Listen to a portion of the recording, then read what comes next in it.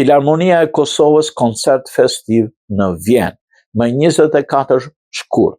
Në Vjenë, Ambasada e Republikës së Kosovës në Austri e drejtuar nga Albinot Bimpashi organizoi festimin e 18-vjetorit pavarësisë Kosovës.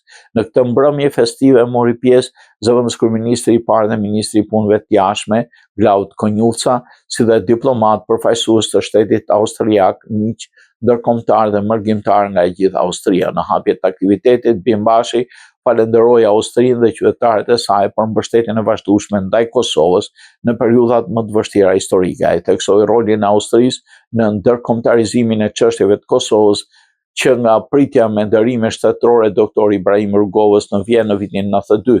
Në fjalën e tij, Glaud Konjuca shprehu mirënjohje të thellë për kontributin austriak në vite ku Austria pranoi studentët të dëbuar nga Universiteti i Prishtinës dhe strehoi mira refugjat shqiptar. Ai vlerësoi gjithashtu rolin e Austrisë në procesin e statusit të Kosovës në mbështetjen e saj fuqishme për integrimin evropian.